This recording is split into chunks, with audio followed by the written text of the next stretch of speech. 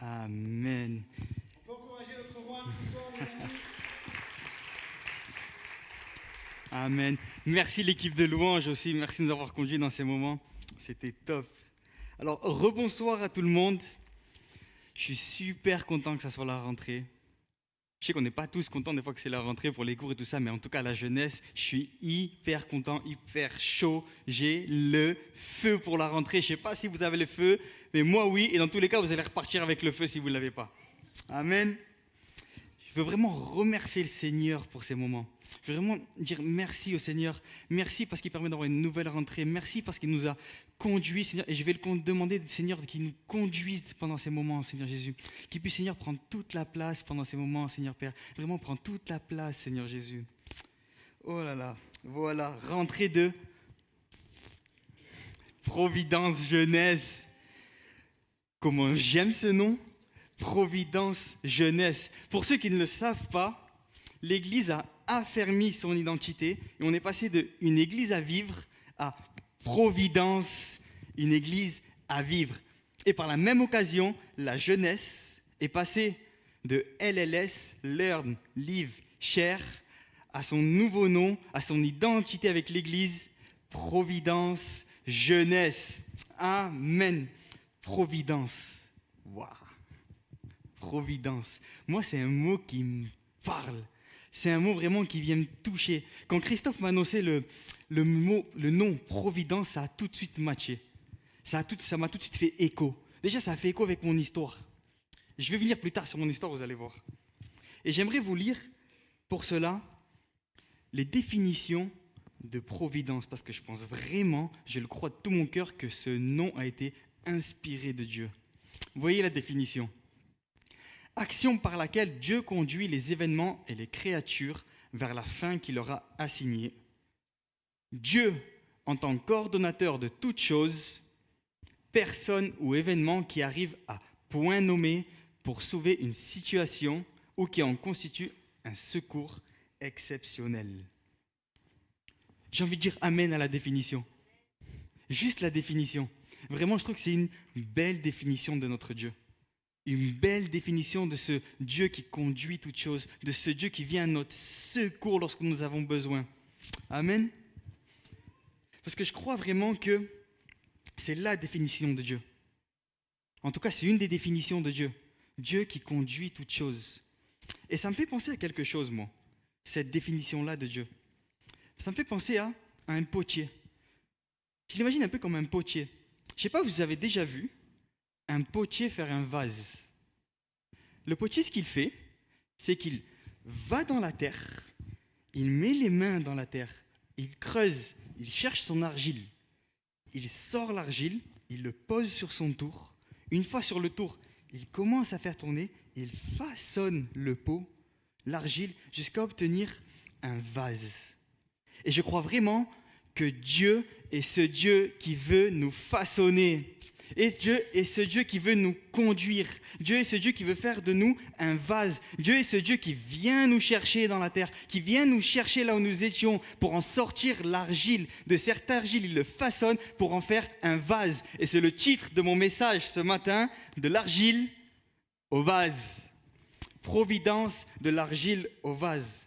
Parce que je crois que nous sommes tous utiles, que nous sommes tous des vases en devenir, que nous avons tous un rôle à jouer au sein de la jeunesse. Et je crois que notre Dieu de providence est ce Dieu qui veut venir à notre secours, et ce Dieu qui veut nous conduire, qui ne s'arrête pas de nous façonner, qui nous aime et qui par amour ne nous lâchera jamais jusqu'à ce que nous devenions le vase qu'il a prévu que nous soyons. Amen. Alléluia. Oui, je le crois vraiment, qu'il veut que nous devenions un vase, qui nous façonne. Et je crois même que Providence Jeunesse,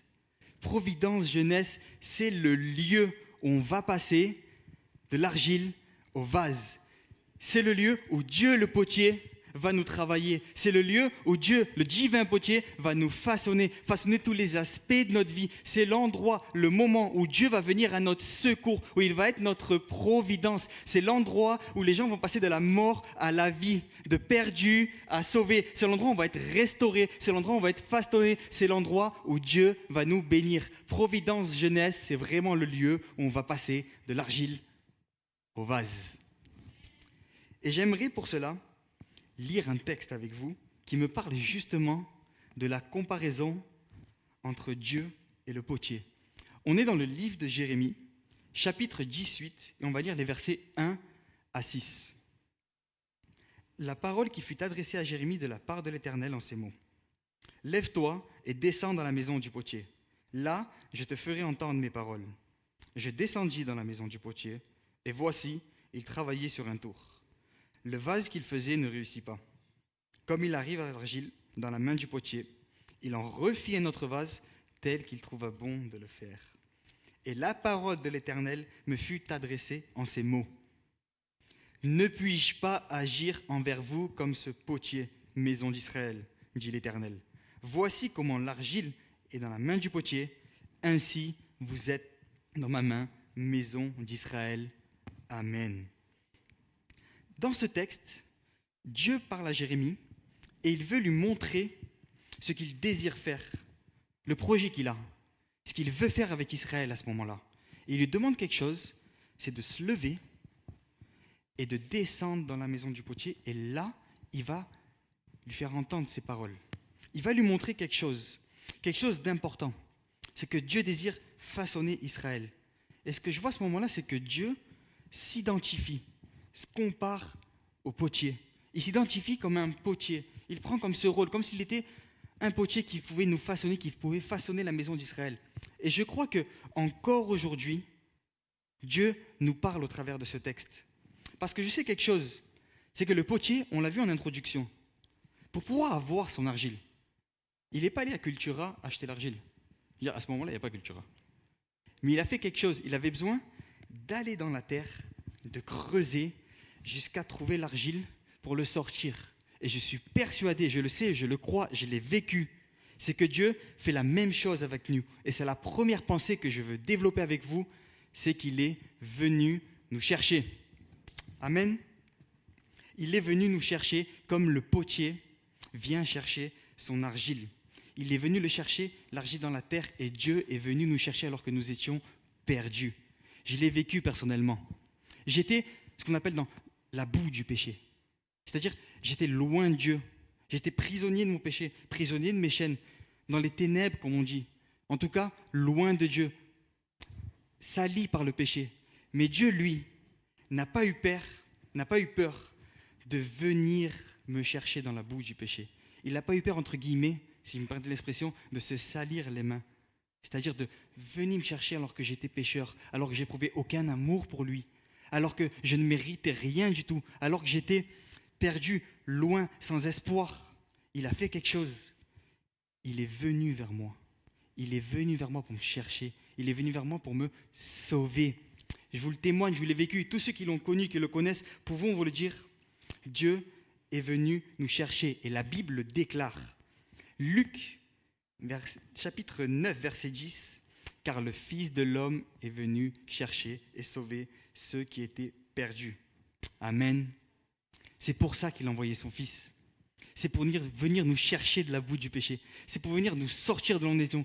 Et peu importe le problème dans lequel tu le trouves, peu importe à quel point tu te sens loin, peu importe à quel point tu te sens pécheur. Peut-être que tu es venu aujourd'hui en te disant « Je suis trop pécheur pour que Dieu puisse m'aimer. Je suis trop loin pour que Dieu puisse m'aimer. Je suis trop dans la boue pour que Dieu puisse venir avec ses mains me chercher. » Mais j'aimerais te dire quelque chose, te rappeler quelque chose. C'est qu'aucun péché n'est trop grand pour que Dieu ne puisse t'aimer. Aucune faute n'est trop grande pour que l'amour de Christ ne puisse venir te chercher. Sache-le, il a donné son Fils unique à la croix. Il est mort pour cela, pour qu'il puisse venir te chercher, pour que son amour puisse venir te toucher. Pour recevoir le pardon des péchés, il a payé le prix de sa vie pour que peu importe à quel point tu t'es enfoncé dans la terre, peu importe à quel point tu te sens sale, peu importe même si tu te sens impardonnable, si tu as l'impression que tu as été trop loin, Dieu t'aime. Jésus t'aime. Et je voudrais que tu t'accapares d'une promesse. Dans Romains 5, verset 20, il est écrit « Mais là où le péché a abondé, la grâce a surabondé. » Amen. Là où le péché a abondé, la grâce a surabondé.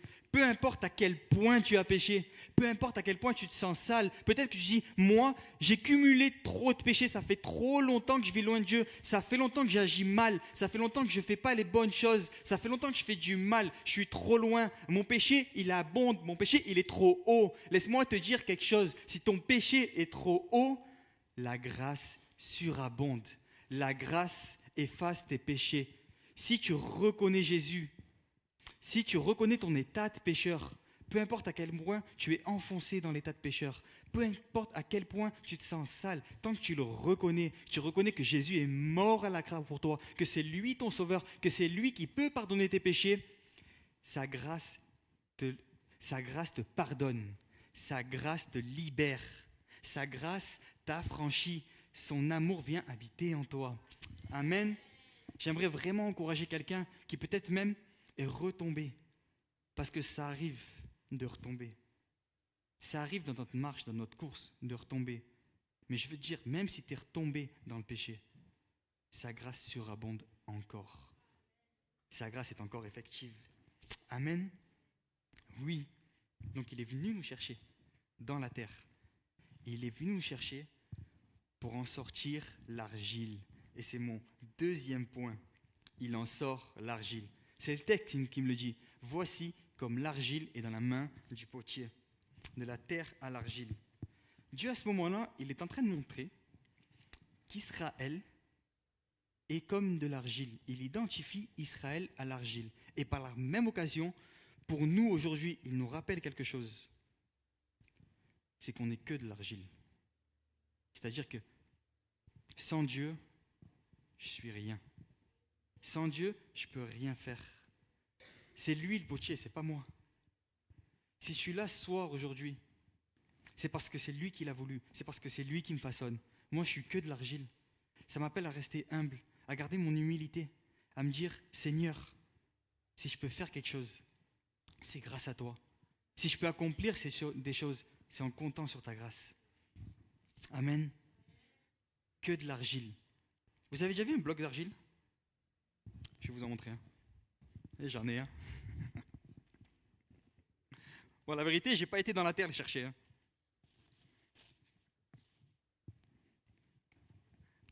De l'argile. Ça, c'est de l'argile. Voilà, c'est quoi de l'argile? C'est un bloc comme ça. Un bloc de boue. Malléable. Ça salit les mains.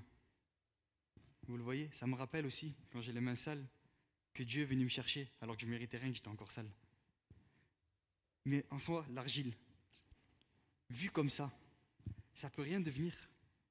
Seul, vous voulez qu'il devienne quoi l'argile? Il va rester un bloc d'argile. Moi seul, sans Dieu, je ne peux rien devenir. Je ne peux pas devenir en tout cas le vase que Dieu a prévu que je sois. Je vais rester un bloc d'argile.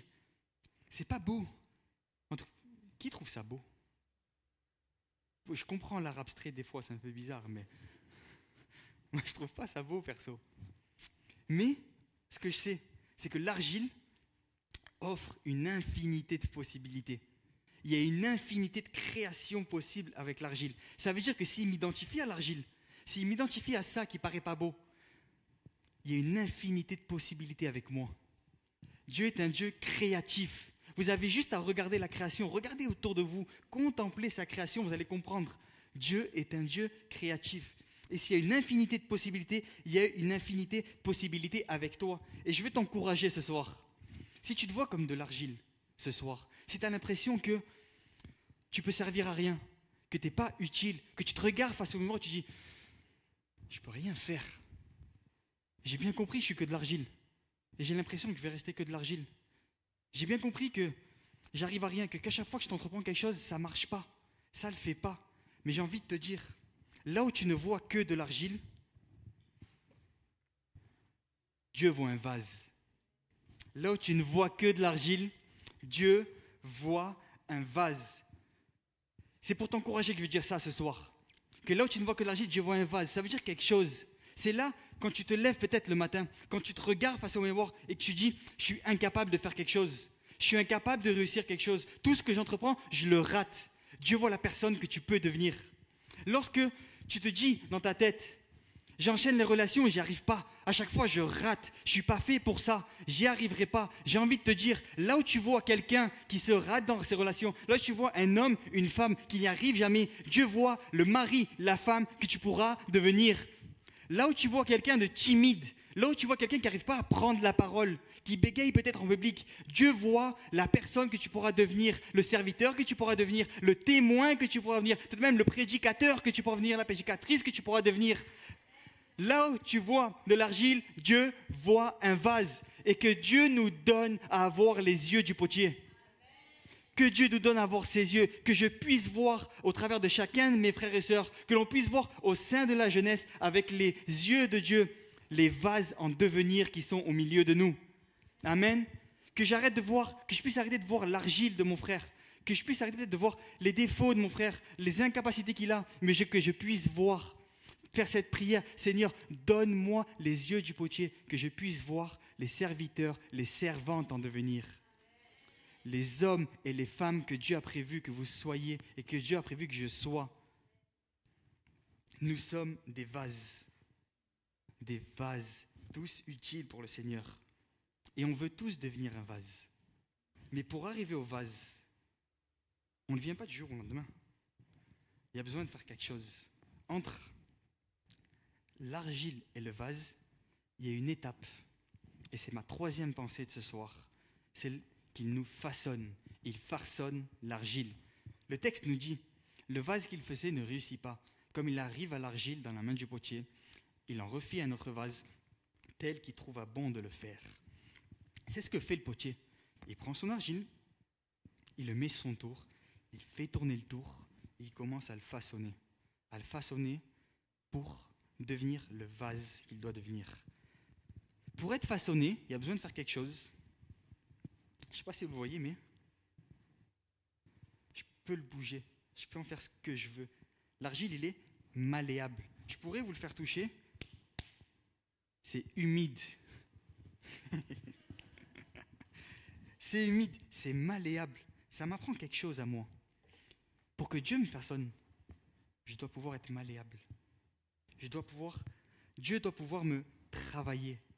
J'ai besoin de me laisser façonner.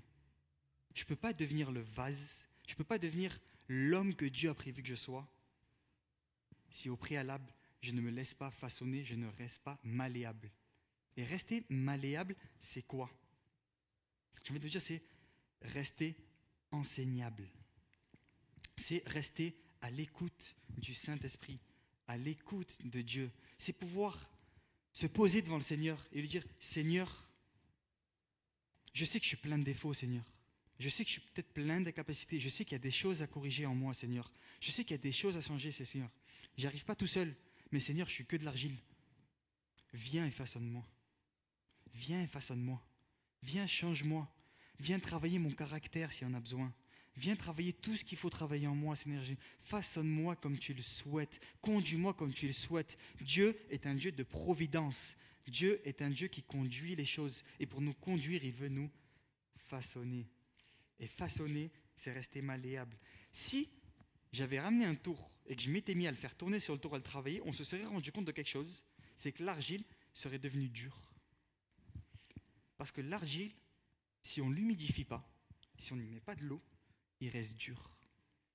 Et je pense que de la même façon, on a besoin quotidiennement, pour rester malléable, de passer du temps dans la prière, de passer du temps avec le Seigneur, de lire sa parole qui est comme de l'eau pour nous, de laisser se conduire par le Saint-Esprit, de dire Seigneur, comme le chant nous l'a dit, rends-moi sensible à ta présence. Saint-Esprit, tu es le bienvenu. Viens, rends-moi malléable, humidifie-moi comme l'argile, pour que je puisse devenir l'homme, la femme que tu as prévu que je devienne. Et je ne sais pas si vous l'avez déjà vécu, mais en tout cas, c'est mon histoire. Et c'est un peu pour ça aussi que le mot providence me parle, que le mot providence résonne en moi. Parce qu'il arrive que, le texte nous dit, que le vase ne réussit pas. C'est-à-dire que dans les mains du potier, alors que le vase est en train de prendre forme, il va se briser, il va se casser. C'est-à-dire qu'il ne va pas réussir, il va être obligé de repartir à zéro. c'est ce qui est un peu comme quand nous vivons un échec. Lorsque dans notre parcours, nous tombons. Et moi, mon arrivée à l'église, c'est un peu ça. J'étais dans les mains du potier. Dieu était en train de me façonner. Et il y a eu un moment donné où les chances ont fait que je me suis brisé dans les mains du potier. C'est-à-dire que le vase qui était en devenir est redevenu de l'argile. Tout s'est effondré. Tout a échoué. Tout ce que j'avais prévu, l'homme que je pensais devenir, le vase que je pensais devenir, s'est cassé dans les mains de Dieu. Pas par sa faute, mais les choses ont fait que, la vie a fait que, j'ai été brisé. Et je suis arrivé à l'église comme ça. Mais Dieu a fait quelque chose, et c'est qu'il me montre à ce moment-là, c'est qu'avec le même argile, il refait un vase. Avec la même personne, il continue de la façonner. Il a continué de me façonner. Je voudrais encourager quelqu'un ce soir. Peut-être que tu t'es brisé dans les mains du potier. Peut-être que tu es tombé. Peut-être que tu as l'impression que tu allais devenir un vase et que tous tes projets sont écolés. Peut-être que tu avais un appel sur le cœur, une envie de le servir. Peut-être que Dieu t'avait parlé, Dieu t'avait fait des promesses, mais tu as l'impression que par tes choix, par tes erreurs, par tes fautes ou bien par les circonstances de la vie, tout a échoué. Tout s'est terminé. Mais j'aimerais te dire quelque chose, t'encourager. C'est le psaume 138, verset 8 qui le dit. C'est un psaume de David. Et David sait très bien, il l'a vécu, il s'est brisé entre les mains du potier. Mais il a déclaré ça parce qu'il connaît le Seigneur, il l'a vu agir avec lui. L'Éternel terminera ce qu'il a commencé en moi. Et je veux t'encourager ce soir, l'Éternel va terminer ce qu'il a commencé en toi. Peu importe où tu te trouves, peu importe à quel point tu te sens brisé, peu importe à quel point tu te penses être dans l'échec, peu importe à quel point tu penses avoir perdu espoir, l'Éternel terminera ce qu'il a commencé en toi. Dis à ton voisin, l'Éternel terminera ce qu'il a commencé en toi. Crois-le, déclare-le, c'est une promesse, prends-la, accapare-la à toi. Il n'en a pas fini. Peu importe à quel point tu te sens loin, brisé, détruit. Peut-être tu es venu ce soir et tu as le cœur en 1000 morceaux. Avec les 1000 morceaux qui restent, avec l'homme ou la femme en 1000 morceaux, Dieu va faire un homme et une femme utiles dans le service de Dieu. Un homme et une femme remplis du Seigneur. Un vase où il pourra y déverser son esprit, où il pourra le remplir pour qu'il soit utile. Amen. Et je sais quelque chose. Oui, Dieu est créatif. Ok. Dieu créait des vases, c'est-à-dire créer des hommes, des femmes. Mais je suis sûr que Dieu ne fait pas des vases pour les exposer dans une vitrine et ne plus jamais s'en servir. Dieu fait des vases d'honneur. Et c'est mon dernier point ce soir.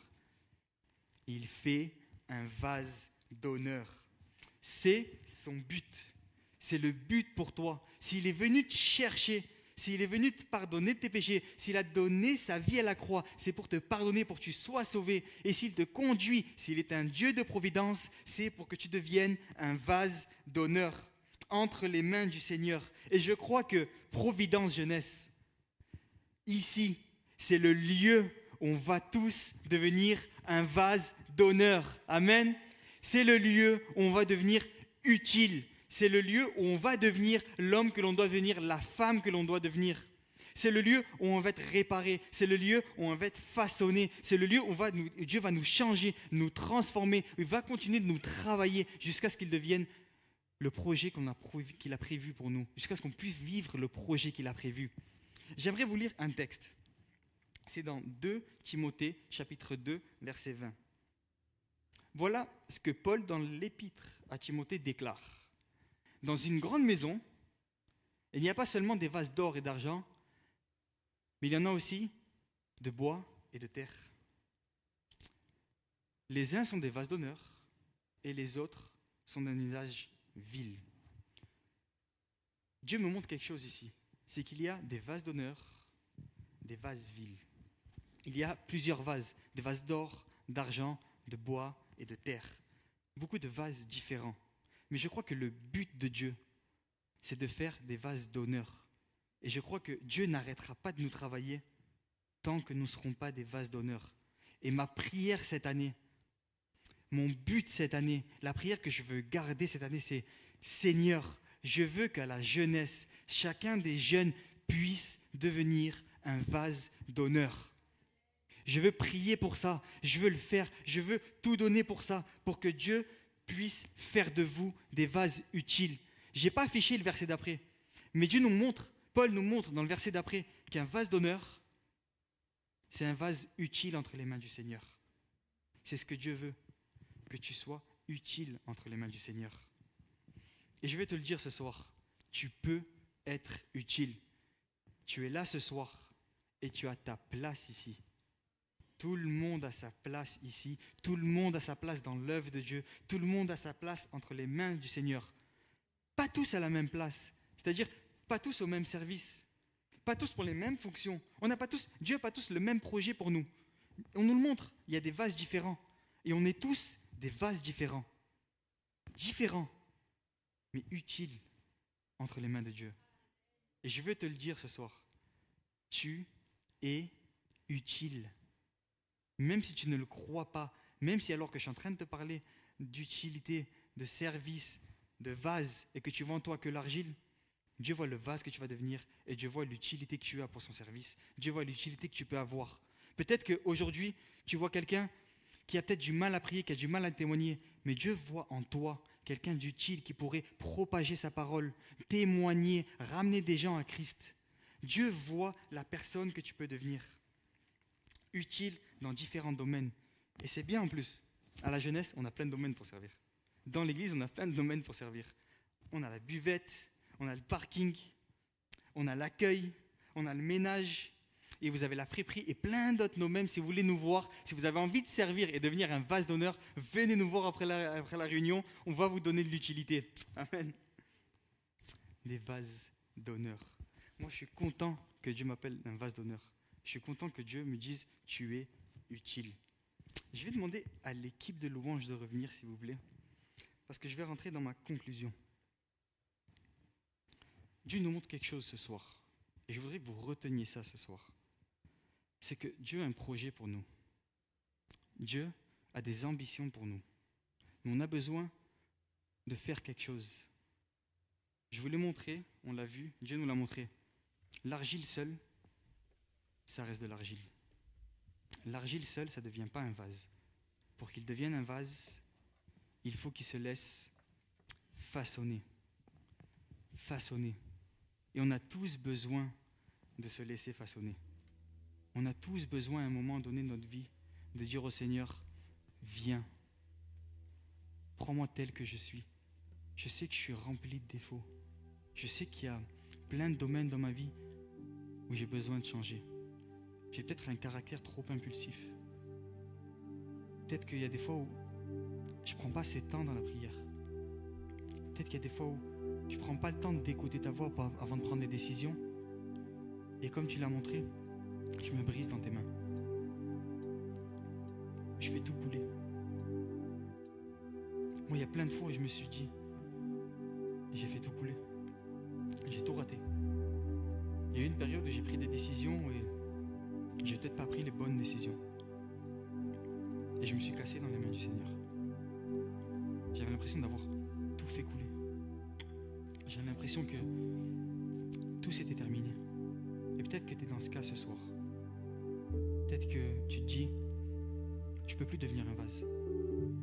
Ok, Juan, tu m'as parlé de vase. Ok, tu m'as parlé d'utilité, tu me parles de projet, mais c'est fini pour moi. Je ne peux plus. Je suis trop loin. Peut-être que tu dis, je suis trop pécheur. Qu'est-ce que tu veux que Dieu fasse de moi? Je ne sais même pas moi ce que je peux faire. Je ne sais même pas demain ce que je vais faire. J'ai plus de projet. J'ai l'impression d'avoir plus d'avenir. Mais je vais te dire quelque chose. Il y a de l'avenir pour toi. Il y a un espoir pour toi. Il y a un projet pour toi.